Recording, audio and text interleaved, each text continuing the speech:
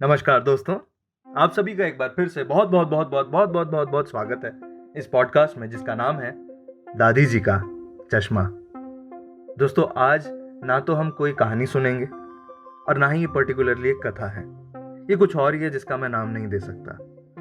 तो आइए, एक छोटा सा एग्जर्प्ट हो सकता है आपने कहीं पहले भी सुना हो। हमारी बहुत सी कहानियां ऐसी ही हैं।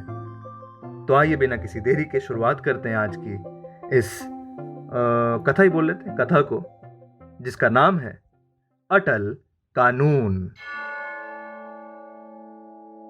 रामायण में आता है कि बाली ने तपस्या करके वर लिया था कि जो भी लड़ने के लिए उसके सामने आए उसका आधा बल बाली में आ जाए।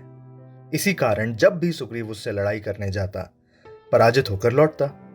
इस तरह बाली की शक्ति हमेशा बढ़ जाती जबकि उसके दुश्मन की ताकत क्षीण हो जाती। रामचंद्र जी महाराज को इस भेद का पता था।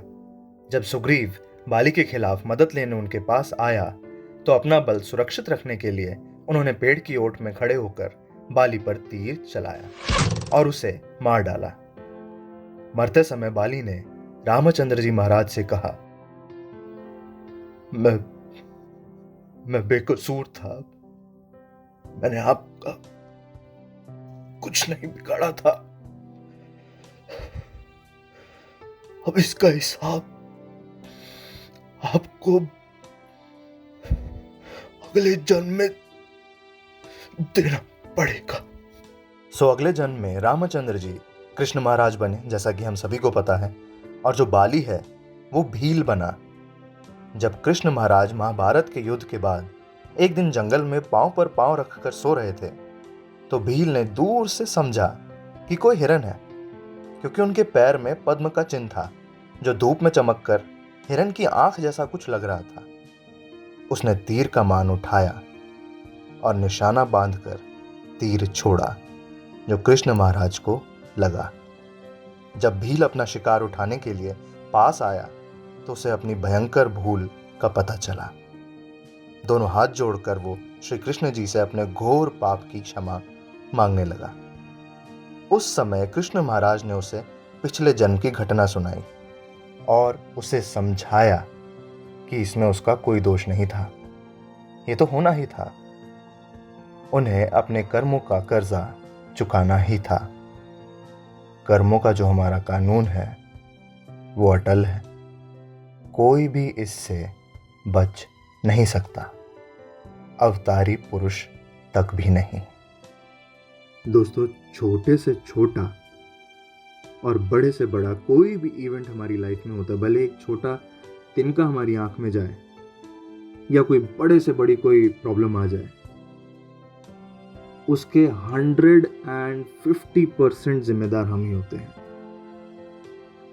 लेकिन जब परिस्थितियां मुश्किल हो जाती हैं, कहीं ना कहीं बैक ऑफ द माइंड हम सभी के ये रहता है कि हम ब्लेम डालने लगते हैं, भले ही भगवान पे या किसी पर भी, किसी आदमी पर, किसी सिचुएशन पर। लेकिन वो हर एक परिस्थिति जो हमारे सामने आई वो केवल और केवल ये कहानी यही बताती है कि हमारा बोया हुआ बीज ही है।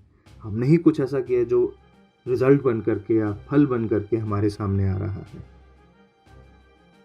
क्यों ना जिम्मेदार बनकर उसकी जिम्मेदारी ली जाए और इसी तरीके से जीवन आगे बढ़ाया जाए। ये एक बात ये कहानी कहती है। और दूसरी, जो अब कल आगे आएगा वो इस पे डिपेंड करता है कि हम आज क्या करते हैं।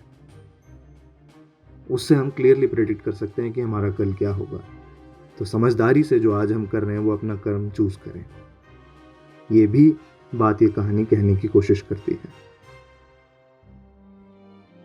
तो आइए, हर मंगलवार की तरह आज भी केवल 2-4 मिनट अलग होकर के इत्मीनान में तसल्ली से बैठें और एक बार प्रार्थना करें कि हम जल्दी कोरोना से मुक्त हों और एक कोरोना फ्री वर्ल्ड में जी सके।